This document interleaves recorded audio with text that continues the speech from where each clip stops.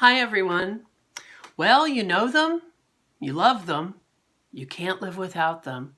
They're defense mechanisms. And that's what we're going to be talking about today. There are two parts of us when it comes to change. There's the part of us that wants the change, and then the part of us that is resisting the change. Change is a lot of work. It first means that you have to admit that you need change in the first place, which is a hurdle in itself. And I understand it's not easy. But if you're hurting other people and you're hurting yourself, change is vital. Many times we vow that we're going to change. Let's take smoking, for instance. We all know it's bad for us, and maybe we've even had a health scare due to smoking. And we might even stop smoking for a while, but then some crisis comes up. And we get stressed, and our defenses against change come up, and we start smoking again. The same can be said for sexually abusive behavior. You say you'll stop, but you don't. So let's talk about some common defense mechanisms that block change. The first one is rationalization. This is when you make excuses to justify behavior.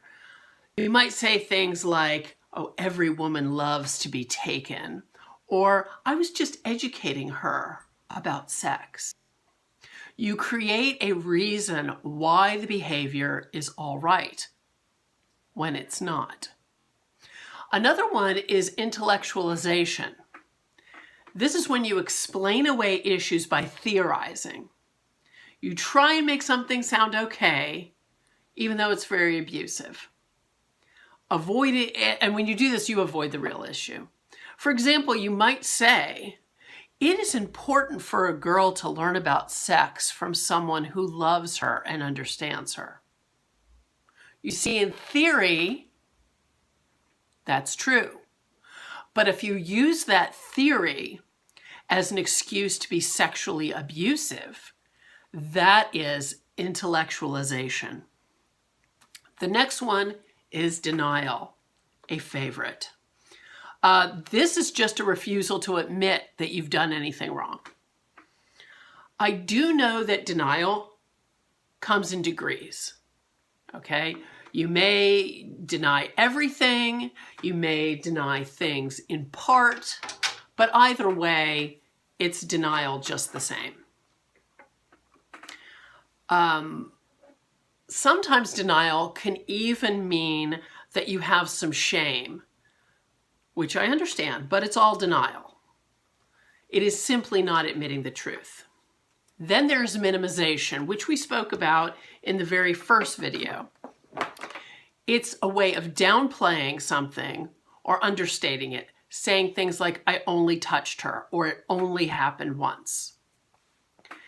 The next one is religiosity. Now, let me first say that I have no problem with religion. I am not anti-religion. I am not anti-God. Your spiritual self is your business.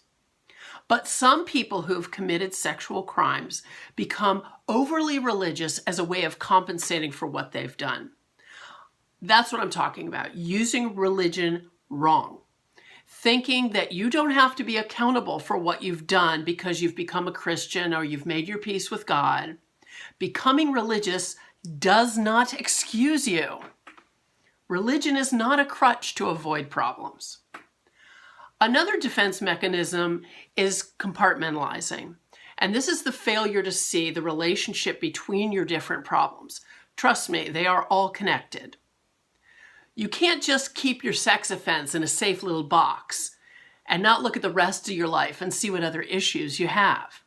If you have anger problems or you have drug problems, they are related to your sexual problems. If you think you're a wonderful spouse or a hard worker and your sexual problems are separate from that, they are not. If you've sexually abused someone, chances are, if you really look, you're not that good spouse or parent that you think you are. It's not accurate. you can see that your problems bleed into all the other parts of your life if you're being honest.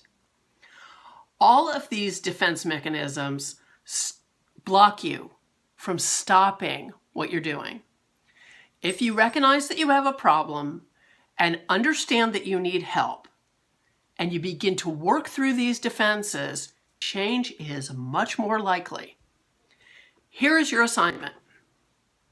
Of the defense mechanisms that I just named, which were rationalization, intellectualization, denial, minimization, religiosity, and compartmentalizing, which are the ones that you can say that you have definitely used?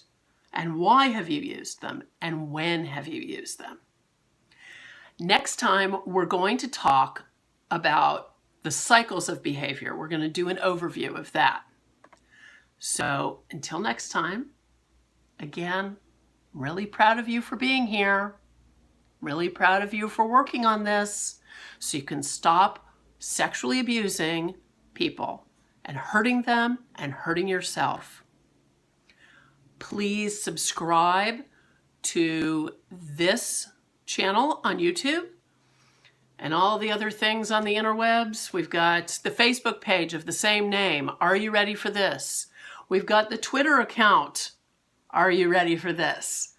So follow those. I put other information that's helpful, and I do put other assignments on there, and I will probably post this assignment that I gave you today on the Facebook page. Until then, be well.